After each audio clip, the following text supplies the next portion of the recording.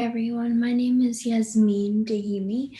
I'm a senior here at Schreiber High School, and I'm here to talk to you a little bit about the history of race. And when I talk to you about that, I'm really talking more about the history of the word race and the different terminologies that we kind of think about when we think about racism and we think about race in general. Okay, so going back kind of to think about how the word race ever evolved. It really evolved as society within the United States was evolving. So as European colonists came over, um, the word the word race kind of emerged along with the terms white and slave.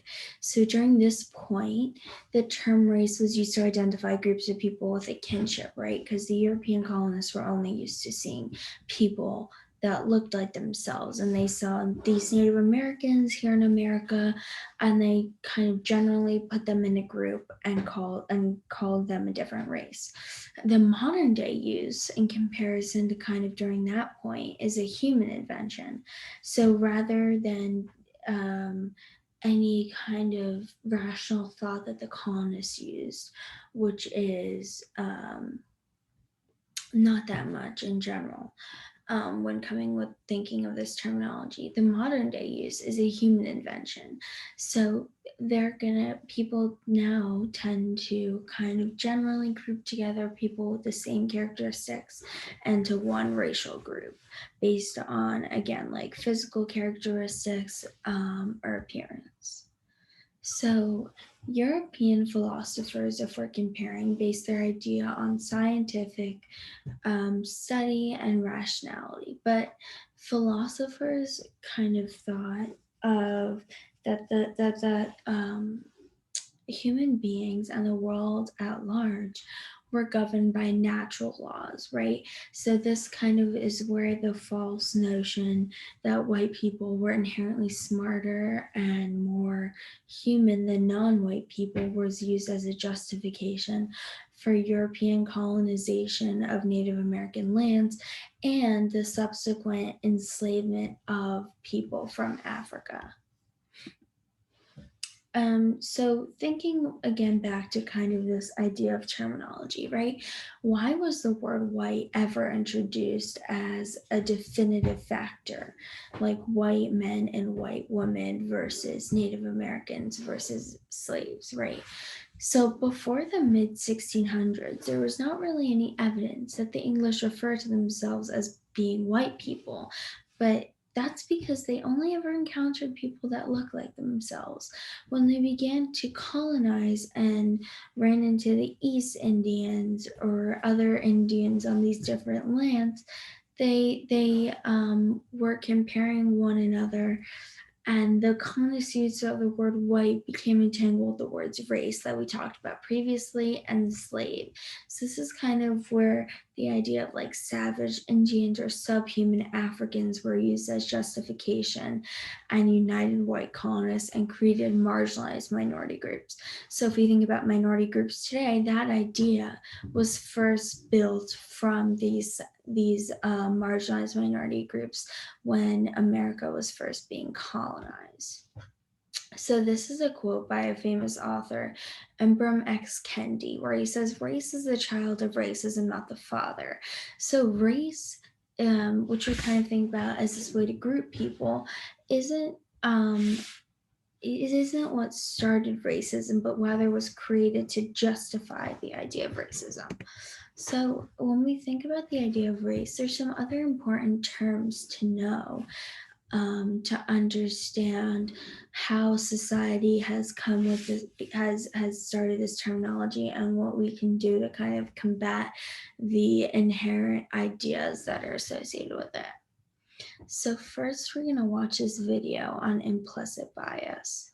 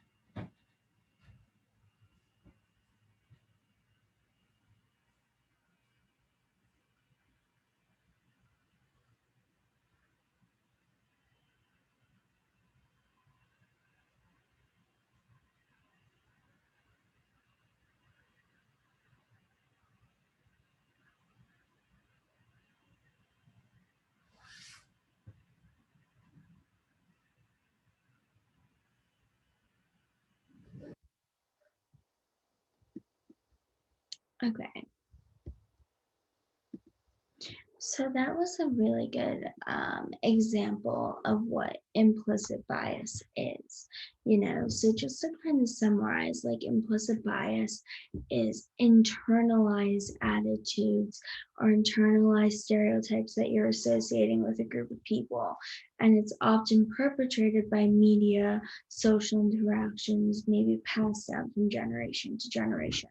So now that we've kind of identified this internalized thought process, have like it's time to think and reflect in general. And you don't have to answer right now, but just kind of think about interactions you've had in the past. Think of the way you've approached different people in society, the way you've approached different problems. Have you thought about society in these generalized stereotypes? And where do you think you've learned these stereotypes from? Is it someone in your family? Is it just something that we've learned in as a group in school and kind of accepted? Is it something that you heard maybe in the media? And how do you think you can challenge these stereotypes or these perceptions? Do you think that maybe like you can have like a group of people that you can talk to about these stereotypes and find an action plan that way? And that's how Equality Day and these other assemblies were kind of born through the No Place for Hate committee. So that's an amazing outlet to kind of combat some of this. And on a larger scale, with the Black Lives Matter protests going on this year, like thinking about implicit bias and thinking about how it's affected you personally, you can then see how as a whole of society, it's affected issues of racism and police violence and racial disparities because implicit bias and stereotypes and prejudice all kind of create this idea of structural racism that we're going to talk about later. So microaggression. We've all heard the term microaggression, and I'm sure we've mostly said it as a joke. Maybe if we've seen an assembly that seemed kind of stupid or kind of like a joke, we said, "Oh, like that's a microaggression." So a microaggression is like the subtle interactions or behaviors that one individual may interact with another individual based on these stereotypes or prejudice that is constantly perpetrated through society. And it's typically against minority groups. Um, okay, so an example. So, first of all, it's important to understand the difference between like microaggressions and hate speech is a microaggression tends to not be purposeful, right? A microaggression is because they might not even realize it was racist or sexist or homophobic or any other kind of offensive speech. It's more so that um, people may not even realize they're committing microaggressions because it's a result of embedded and systemic ideologies that's been passed down. So, a way to combat microaggressions easily, which when we were thinking about talking about how to combat implicit bias, is to sit down with someone and say, hey, this is offensive and it could be considered a microaggression because of X, Y, or Z. And that's because most of the time people might be saying microaggression because they don't actually realize what a microaggression actually is. Okay, so a more generalized grouping that implicit bias and microaggression could fall under is a stereotype, right? And a stereotype is a very, very overgeneralized belief about a group of people.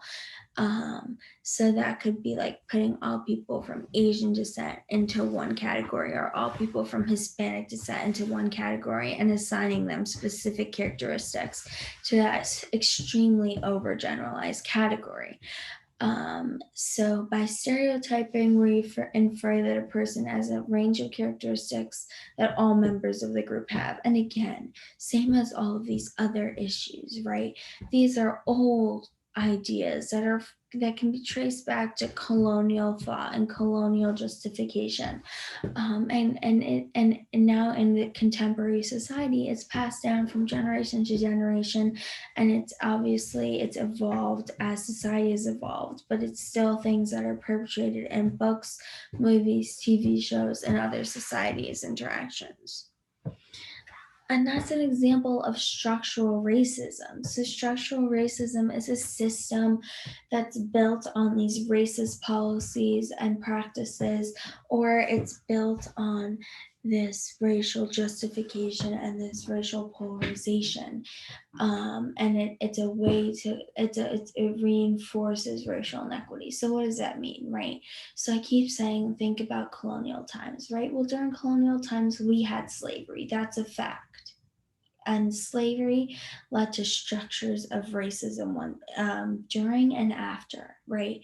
Obviously, there was white supremacy during slavery, and after, when slaves were emancipated, they were still really, really segregated, his racist practices in place, such as Jim Crow laws, that redlining, that were targeting Black people. This led to racial bias in the justice system, and it created like groups of impoverished Black men and Black women because they couldn't get proper access to things that they needed in society. This now, if we continue to trace this through time, right? So now we have these groups or these neighborhoods of Black people who have never had the proper access to these things. Now they're going to have poor access to healthcare, poor housing conditions, poorly funded schools, which leads to improper education, which is going to lead them to be unable to have a proper job. So that's going to lead to the whole systemic idea of school to prison pipeline, because they don't have proper job, because they don't have a proper education. The poor access to health care will lead to increased health conditions that aren't necessarily highlighted in the medical community. And the system is just a vicious cycle that continues on. And that's an example of racial inequity. So, an example of racial inequity, as I said before, it could be an example of the redlining crisis, right? Where we see highly concentrated neighborhoods of white people in affluent areas. And then there can be another area that is not quite as wealthy, that is people of color. And that will lead, and they're more exposed to poor education, more impoverished conditions, more health issues because of the lack of quality care. So we talked about structural racism and how it's kind of a vicious cycle, right? But institutional racism is specific actions or acts within specific actions or practices that's unquestioned and kind of creates the idea of structural racism as a whole, and intentionally or not, right? Because this is built on these old practices that kind of translate into contemporary ideas today.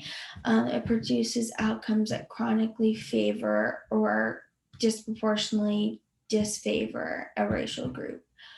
So an example would be school disciplinary policies where students of color are punished at much higher rates than their white counterparts, which then means that they're going to have a poor education, which means that therefore they're probably going to they may have to resort to illegal methods of maintaining an income for their family, which means eventually, because the criminal justice system also disproportionately punishes people of color, they'll be put into the prison system, coming out still uneducated and still having to find a way to provide for their family, and that continues on and on. So we talked about systems that exist in the United States, structural and institutional racism. And then we've also talked about stereotypes, we've talked about implicit bias, and we've talked about microaggressions, right? So these are all examples, or these can all kind of trace back to this idea of white privilege, which we've seen through history, again, just like we've seen these other issues. It's So it's whites' historical and contemporary advantages and access to quality education, decent jobs, and livable wages. And why is this important? Because you might be like, this is obvious from the presentation. But it's so obvious that it's almost accepted now in society and people don't question it. And that's why I'm bringing it up in this presentation, because it's something that should and needs to be questioned. This idea of white privilege is something that existed during the time of slavery, and we're still accepting it as a contemporary equivalent today. And it's something that should not exist. And that's why structural and institutional racism are deeply rooted and ingrained in our country, because people are unwilling and to see this white privilege that can be caused by these stereotypes and these implicit bias and this overall lack of education or lack of focus on these issues. So another kind of, if we think about stereotypes, there's this overgeneralized idea that there's these different racial groups and that's all that is, and that's like just a group of people. It's also important to understand what ethnicity is. So ethnicity is like the cultural aspects of someone's identity. If race is kind of, first of all, race again is a man-made concept that was originally created to justify colonization, right? So, and it's based on like physical characteristics, skin color, hair color, eye color, ethnicity is really cultural and social characteristics. So that could be traditions, religion, culture, foods, etc. Okay, and encompassing it all in all, an example of progress would be the diversity that we're beginning to see in small amounts, but still there, the diversity that companies and schools are focusing on to bring in people of different sexual orientations, people of different diversities, ethnicities, racial groups, genders, religions, etc. So you're going to see these discussion questions at the end of each PowerPoint because, as I've said before, Equality Day in the past was a full day of presentations, and each period would be a group of presentations followed by questions. So I'm going to put these questions here for you to review with your teacher, and I just want